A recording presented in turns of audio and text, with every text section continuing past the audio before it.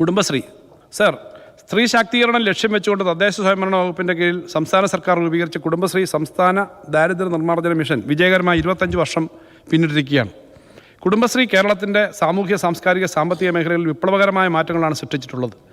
കുടുംബശ്രീ സംഘടനാ സംവിധാനത്തെ കൂടുതൽ കാര്യക്ഷമമാക്കുന്നതിനും ചലനാത്മകമാക്കുന്നതിനും വേണ്ടി കുടുംബശ്രീ അയൽക്കൂട്ടങ്ങൾ 2023-24 സാമ്പത്തിക വർഷം തിരികെ സ്കൂളിൽ എന്ന ബൃഹത് ക്യാമ്പയിൻ ആരംഭിക്കുകയും 38.7 ലക്ഷം പേർ ഇതിൽ പങ്കാളികളാവുകയും ചെയ്തു. ഇതിൻ്റെ ഊർജ്ജം ഉൾക്കൊണ്ടുകൊണ്ട് ഒരു വർഷം കൊണ്ട് 3 ലക്ഷം സ്ത്രീകൾക്ക് ഉപജീവനമാർഗ്ഗം ഉറപ്പുവരുത്തി അവരുടെ വരുമാനം വർദ്ധിപ്പിക്കുക എന്ന ലക്ഷ്യത്തോടു കൂടി 24-25 സാമ്പത്തിക വർഷം lift Kudumbashree livelihood initiative four transformation എന്ന പേരിൽ കുടുംബശ്രീയുടെ നേതൃത്വത്തിൽ പ്രത്യേക ഉപജീവന പദ്ധതി സംഘടിപ്പിക്കും.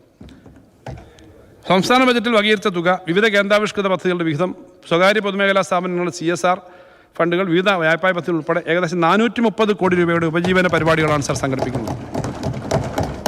ഈ പദ്ധതി കുടുംബശ്രീയെ പുതിയ ദിശയിലേക്ക് നയിക്കുന്നതിനും കേരളത്തിൻ്റെ സ്ത്രീ ശാക്തീകരണത്തിൽ പുതിയ മാതൃക സൃഷ്ടിക്കാനും ഉതകുന്ന രീതിയിലാണ് വിഭാവന ചെയ്തിട്ടുള്ളത്.